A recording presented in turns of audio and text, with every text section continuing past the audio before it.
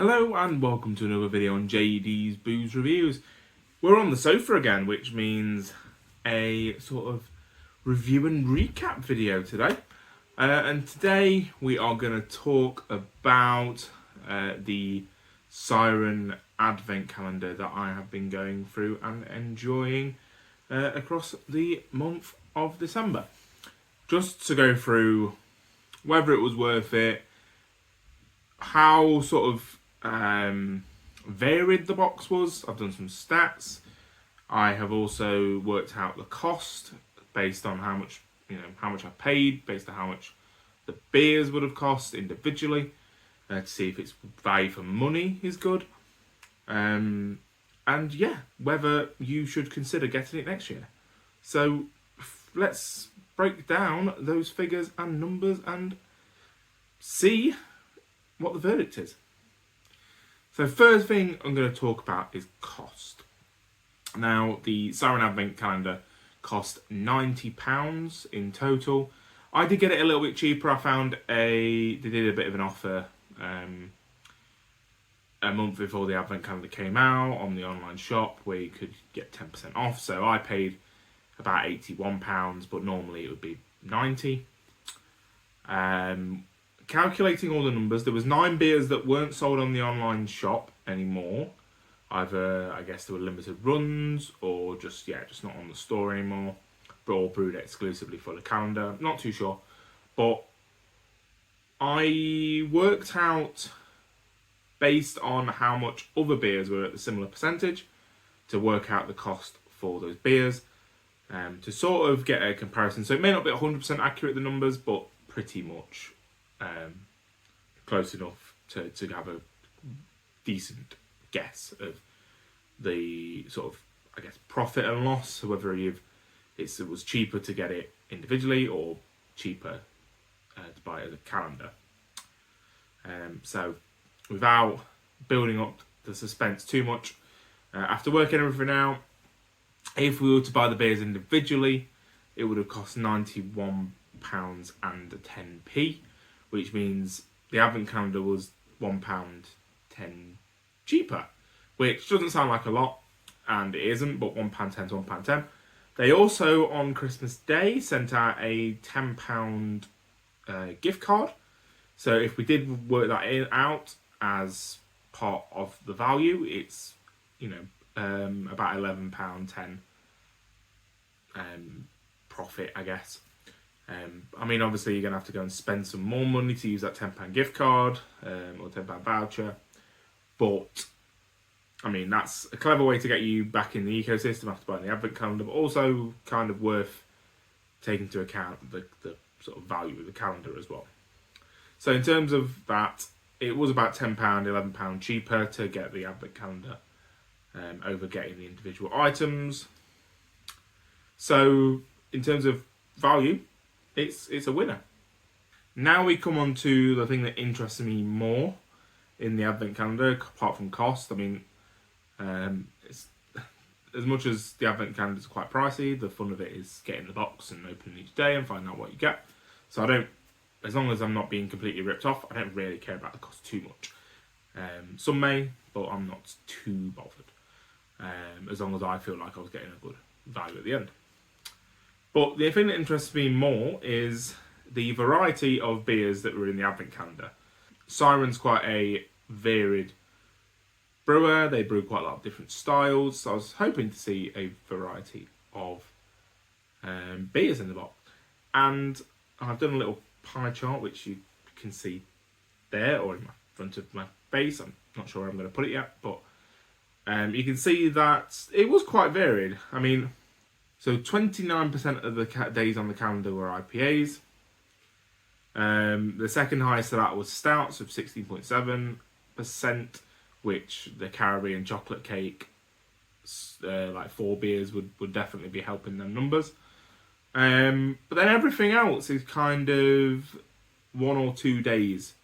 There's a few that was getting 2 days of a certain style, and then there was others that were just on their own, and there was no other style like it in the box. So I think the variety of the box was really, really good. Every day had something really different and unique. The only downside I have, the only negative I have, which I said at one point in the videos themselves, is that I feel like the order could have been potentially improved or could have been tweaked so there wasn't so many duplicates or duplicate styles day after day. I mean, the biggest culprits were day 14 through to 17 because we had IPA, and then Pilsner and Pilsner. They did have their sort of subtle differences and sort of things, but in terms of styles, they were sort of two the same style back to back from each other, which was the sort of kick in the teeth. And then a day later, we added a pale ale, and then we had 2 more stouts the next 2 days. And then 2 IPAs, just looking at it. So I do feel like they may have been able to tweak the calendar and change it so it was at least a day or 2 break between sort of the same sort of styles. But yeah, apart from that, I do think the variety of the beers were really good. I've seen some other Advent calendars this year that have been a little bit samey, sort of, a box full of IPAs pretty much, which, it's good if you like IPAs, but I do like to try different styles and experience them. That's the whole point of the Advent calendar. If I wanted to get a 24-pack of an IPA, I could just go to my supermarket. But yeah, I think, like I say, the variety was brilliant. So now it comes to what my favourite beers of the calendar was. Mainly just for your sort of interest, I guess, if you do care. If not, then I'm sorry. I'll be pretty quick with this one. But in terms of my favourite beers of the box, the one that I did find most interesting was Uncle Zester on day 5. That was a Braggot, which is like a mead and beer blend. That was a really interesting and tasty beer. The Caribbean chocolate cake series that we got in the box was very good as well. All had their own sort of unique flavours and tastes, and we're slowly getting stronger and stronger throughout the calendar, which is always fun. I was quite surprised by Snapback, which was a Pilsner, but was really flavourful and really had a lot going for it. And those are probably my standout ones, but all the beers in the box I did enjoy in one state or another. And thankfully, there wasn't too many that I hadn't had before. I think there was only 5 or 6 that I'd had previously, compared to obviously the remaining days all were brand new to me. So quite a high percentage, like 75% of the box was stuff I hadn't had before, which is always nice, and always nice to try new beers and new styles and all that good stuff. So, is it worth it? Was the calendar worth it? Absolutely, in my opinion. I think it was very a very good calendar, a very sort of variety.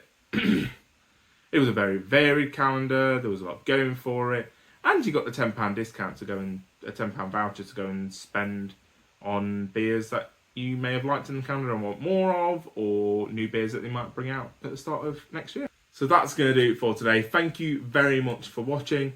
I'm going to enjoy the rest of this year with family and friends, and then I'll be back at the start of next year with more beer reviews, and let's give 2024 a real run for its money on the channel.